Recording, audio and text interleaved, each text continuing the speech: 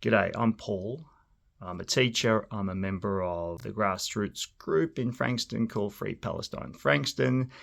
And I have made some kind of little amateurish videos for my students before, but this is the first time I've made an explicitly political video for a wider audience. And I just wanted to say bear with me because it's not perfect.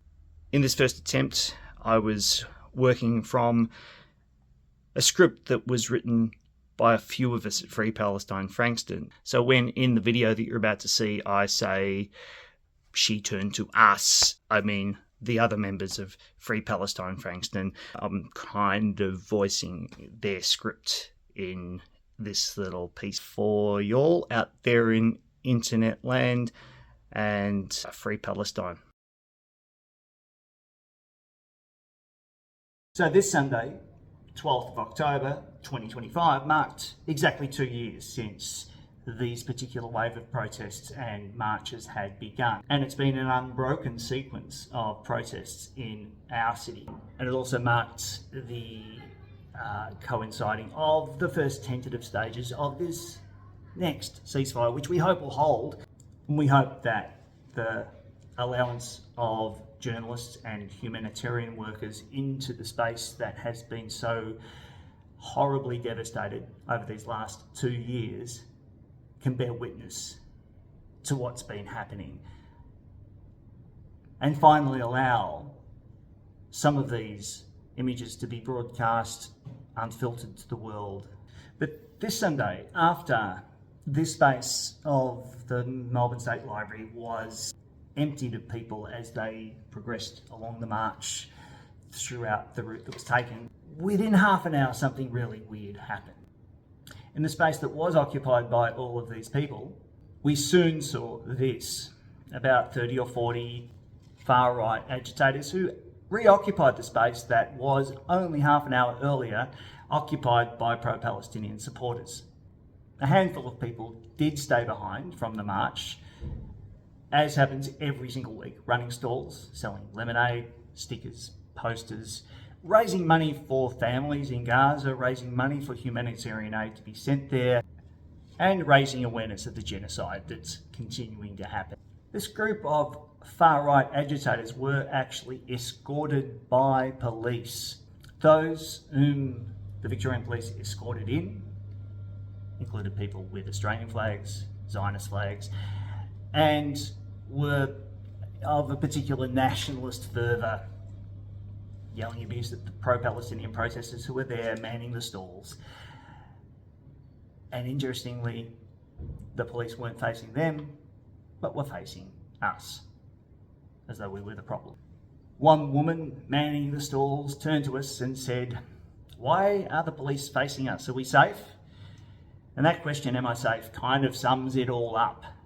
It sums up the way that the police framed their escorting of the Zionist protesters into our space, and it frames the way that the media portrayed it. This picture is from the ABC. Notably, it crops out all the police, when in actual fact it looked like this. This is what was cropped out.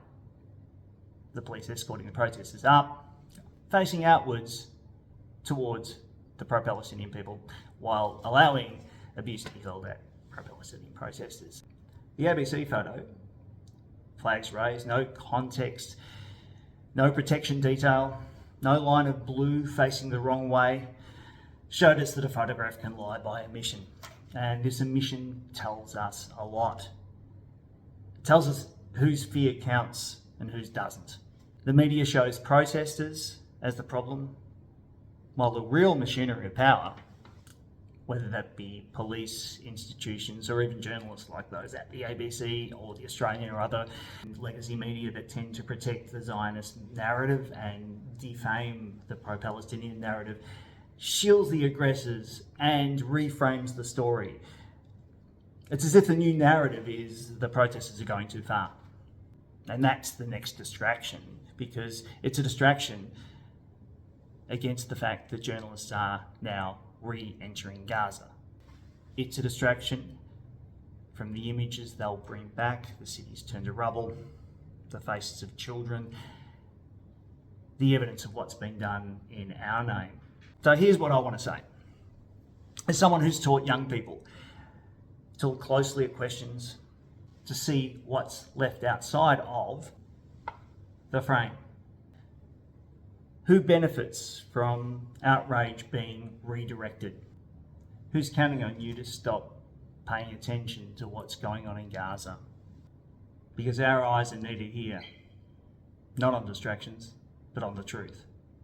And the truth is that people of conscience are standing up every single week for a ceasefire, for humanity, for a world that doesn't look away, or looking directly at the world's atrocities and saying, no, we don't want to accept this anymore. So don't be fooled by what they crop out. Look again and keep looking until justice is no longer something that we have to demand.